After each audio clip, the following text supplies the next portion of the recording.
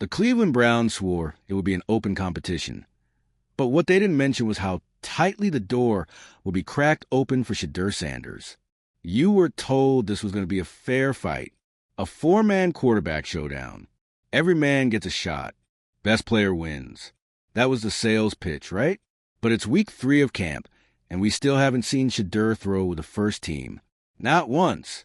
If you're into the real story and all the messy twists they don't show on highlight reels, go ahead and subscribe. And if you're sticking around to see how this Browns QB chaos plays out, you should definitely be subscribed. Joe Flacco, the veteran ghost of Super Bowl past, he's got more first-team reps than he has active knees. Kenny Pickett, still recovering from whatever phantom hamstring tweak is keeping him off the field, but somehow still listed as QB1.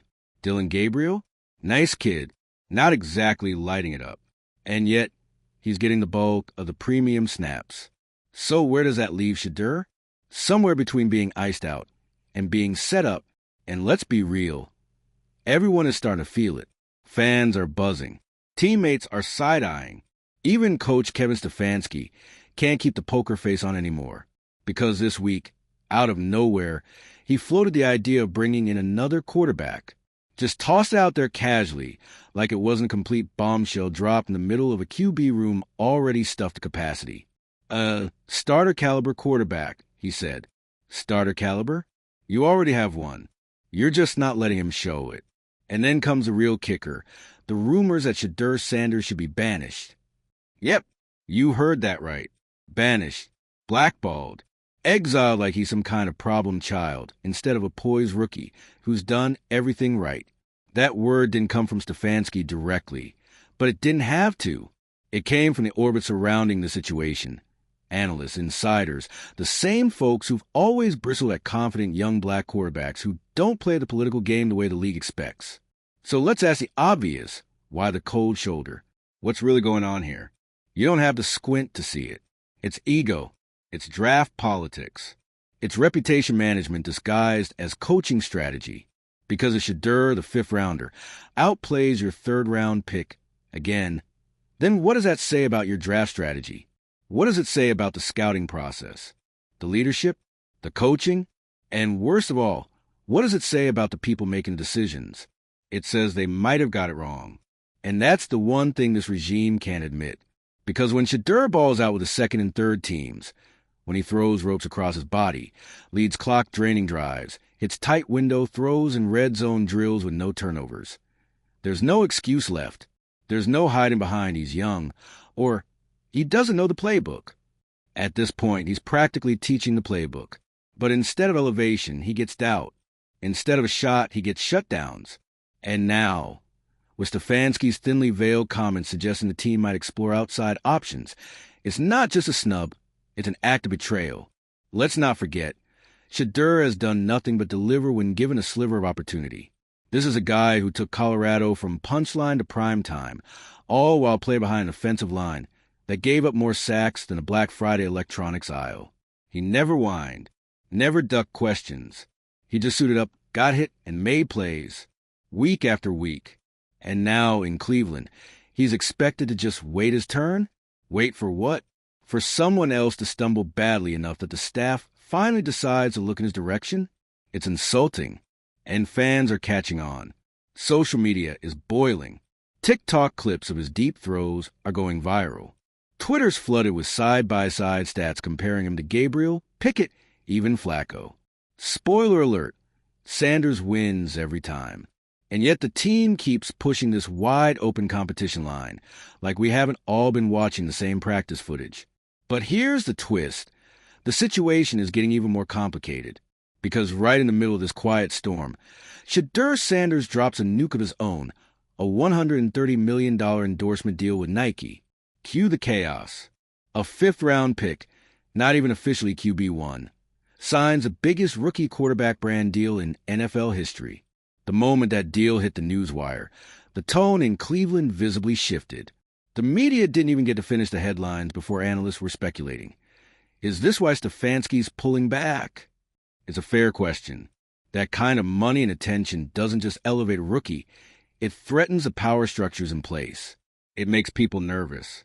It challenges the narrative, because now it's not just about who wins on the field. It's about who controls the franchise identity. And right now, Sanders is that guy. Kids are wearing his jersey.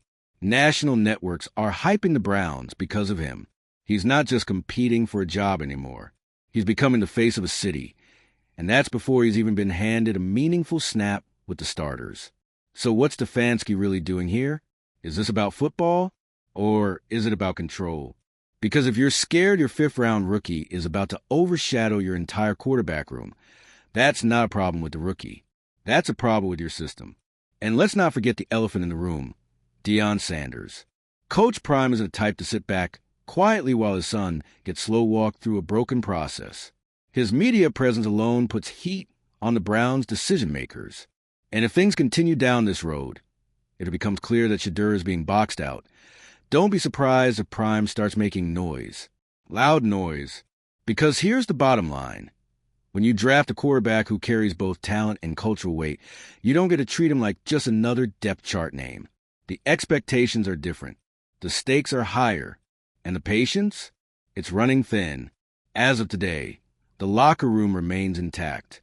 Players aren't openly picking sides, but trust is fragile. Everyone knows what's going on. You can only hide a franchise quarterback in plain sight for so long before the tension starts to crack the foundation.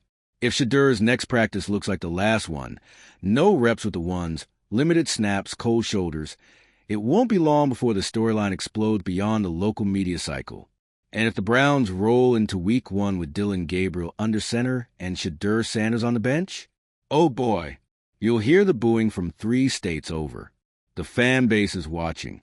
The media is watching. Nike is watching. And most importantly, Shedeur's waiting. Not bitter.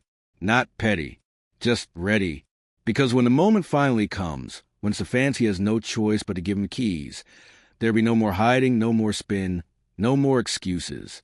And when that happens, the only thing left for Cleveland to decide is whether they were brave enough to admit they got it wrong before it was too late. By the time day 12 of Brown's training camp rolled around, it was impossible to pretend things were normal. You could feel the pressure mounting like a summer thunderstorm. Players were tense. Reporters were circling. Coaches were dodging questions like they were blitzes.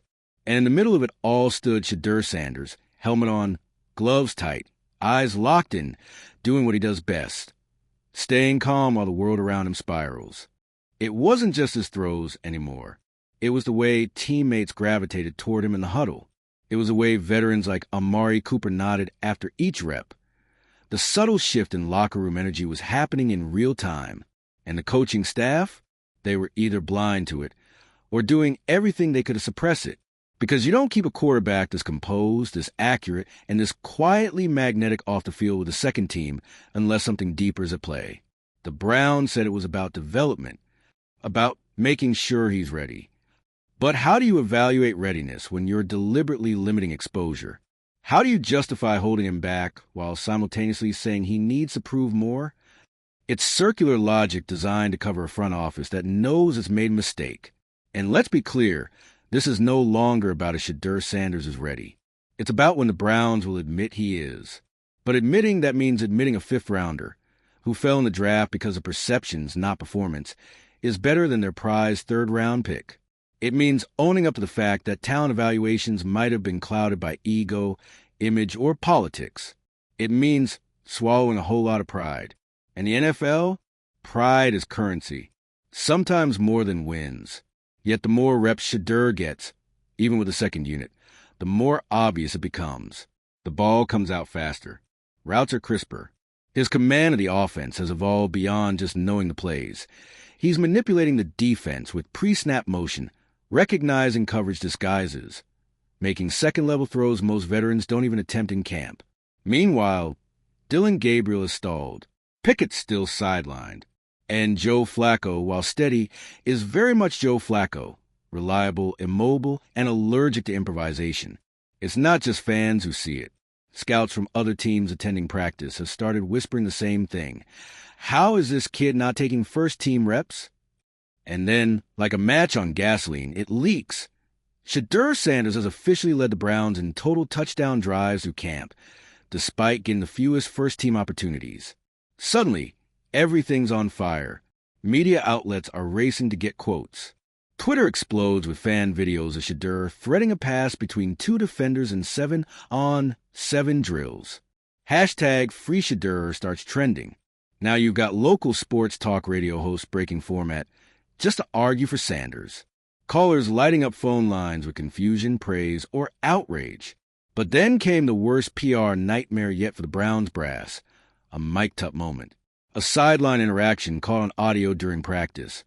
One of the Browns starting wideouts, anonymously but very audibly, says, "I hope they let 2 get a shot." He's got it. 2 is Shedeur's number.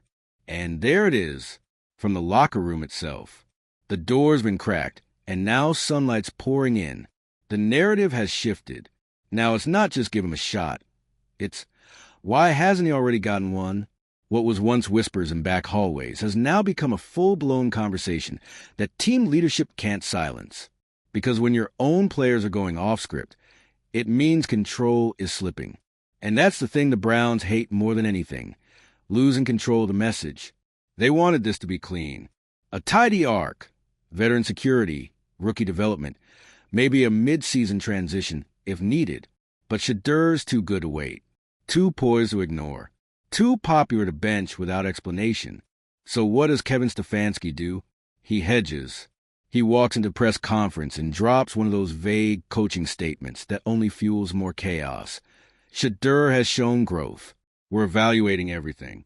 All options are open. Evaluating. That word again.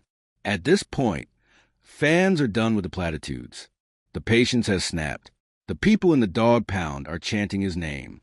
His jersey is outselling everyone on the team. He's already the guy in their minds. And here's where the real friction starts to show. Because this isn't just Stefanski's call anymore. Owner Jimmy Haslam, seeing both the PR value and performance value, starts nudging publicly. First, it's a subtle mention in an interview. "I think Shedeur's got something special." Then it's a sudden visit to camp, standing sideline for every single snap Sanders takes. Make no mistake, that's a message. Haslam doesn't just want a winner. He wants the winner. The guy who puts fans in seats, sells jerseys, and gives Cleveland hope. And right now, that's Shedeur Sanders. By week 3 of the preseason, the writing is on the wall. Sanders gets his first official reps with the ones. And what does he do? He leads 2 touchdown drives against the starting defense. Drops a 45-yard dime in stride. Escapes a broken pocket for a 17-yard scramble. Pulls off a play-action rollout to the left that has defenders spinning like it's Madden. Afterward, a visibly annoyed Stefanski mutters in the post-game presser. "We'll review the tape," but the tape doesn't lie. And neither does the scoreboard. Now the coaching staff is backed into a corner. You can't keep a guy this good off the field without it becoming a scandal. Not just a controversy, an actual scandal. So what do? They pivot. Suddenly it's, "We've always believed in Shedeur." The coaching staff releases a statement praising his maturity and growth. Dylan Gabriel is still developing. Kenny Pickett is working his way back. And Joe Flacco? He's a valuable veteran mentor. Translation: the torch has already been passed. But don't expect a parade just yet, because now comes the real test. Game speed. Week 1. National spotlight. It's one thing to dominate in camp. It's another to walk into an NFL stadium with the weight of franchise on your back, a divided front office behind you, and the eyes of the entire football world watching your every move. But if Shedeur's shown us anything, it's that the moment doesn't scare him. He's been hit more times than most rookies ever should. He's been doubted, questioned, overlooked, and underrated. And every time, he's come back sharper, stronger, smarter. He's not just ready for the moment. He is the moment. And when he steps onto the field this fall, he's not just playing for himself.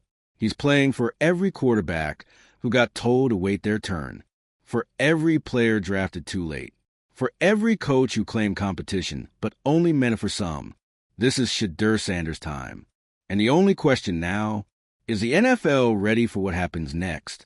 When Shedeur Sanders finally jogged out onto the field for his first series as the official starter in Week 1, the stadium wasn't just loud, It was electric.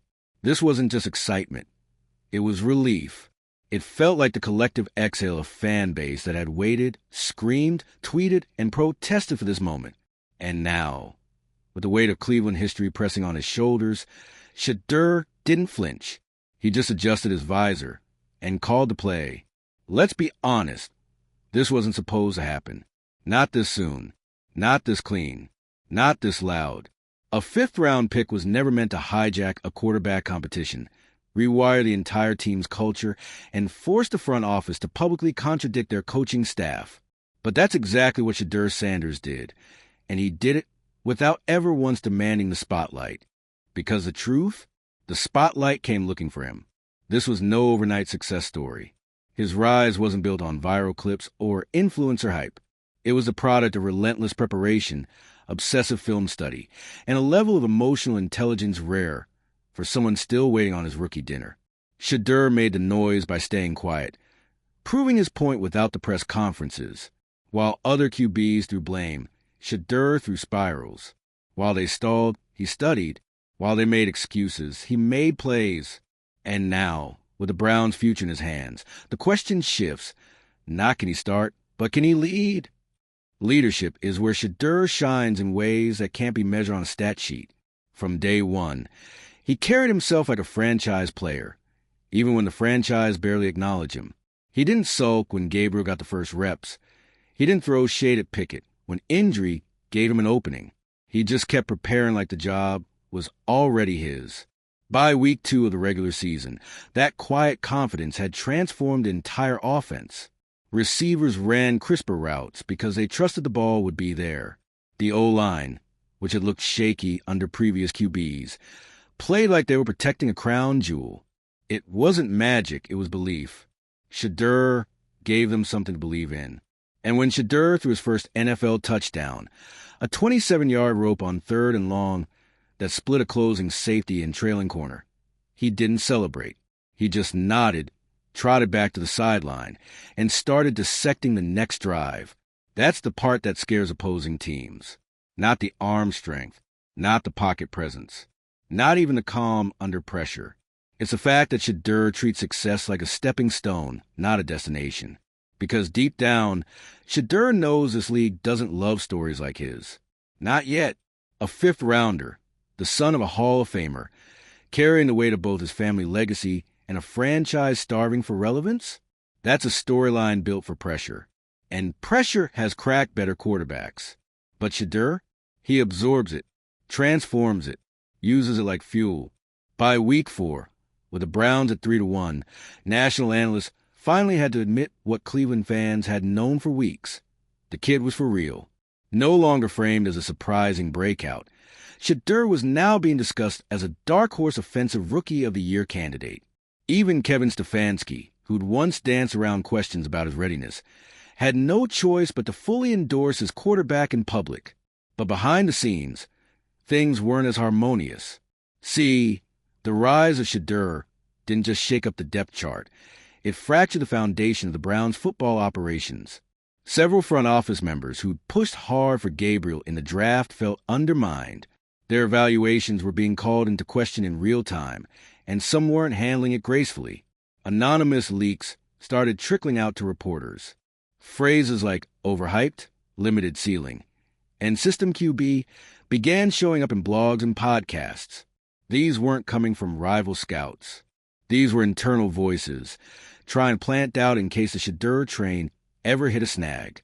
But what they didn't realize, every time someone tried to minimize Shedeur's success, he came back sharper. By midseason, he had more completions under pressure than any other rookie quarterback. He led the league in third down conversion rate among first-year starters. And most importantly, he had earned the trust of the locker room. Players like Nick Chubb and Amari Cooper weren't just praising him in interviews. They were defending him. When reporters brought up the rumors of internal friction, Chubb shut it down. We don't care where he was drafted. He's our guy. And that's the shift. When a quarterback becomes a guy, it changes everything. Suddenly, receivers adjust their off-seasons to work out with him. Offensive coordinators design packages around his strengths. Defensive players start breaking down tape of his cadences so they can better time their own drills. He stops being a question mark and starts being the standard. That's where Shedeur was by week 8. But just as momentum built into a roar, the storm hit. A brutal Thursday night football loss. A pick six. A fumbled snap. Then whispers of shoulder tightness. It was the first true stumble of his NFL career, and critics wasted no time. The media flipped the script in 24 hours. The same analysts praising his poise were now questioning his durability. ESPN segments ran side-by-sides comparing him to failed rookie projects.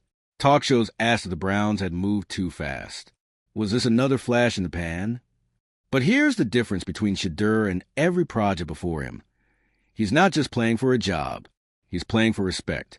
Not just for himself, but for every quarterback who's ever been told to wait because of where they came from or how they dressed or who their dad was.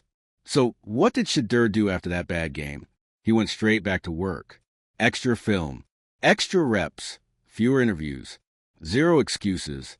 And the very next week, with his shoulder wrapped and Cleveland fans holding their breath, he threw for 314 yards and 3 touchdowns on the road, in bad weather, against a division rival. That wasn't just a bounce back. That was a statement. By the time the season rolled into December, it was clear this wasn't just a promising rookie campaign. It was a culture shift. Cleveland had stopped being a punchline. They had become must-watch football. The Browns had something they hadn't possessed in decades, a quarterback people feared. And it wasn't because of a cannon arm or a flashy 40-yard dash. It was because of the way Shedeur Sanders read defenses like books, adjusted protections like a veteran, and kept his team composed even when the scoreboard didn't favor them. He wasn't just better than expected. He was better than anyone was ready for. And as the playoffs loomed, with Cleveland and the Hunt and Sanders jerseys sitting at the top of NFL sales charts, even his detractors had to admit they were wrong. Shedeur didn't just survive the storm. He became the storm. And now the league knows what Cleveland fans have screamed all season long. This kid isn't a fluke. He's a franchise. The Browns finally have their quarterback. And for the first time in a long time, the future doesn't look dark. It looks inevitable. It looks like Shedeur.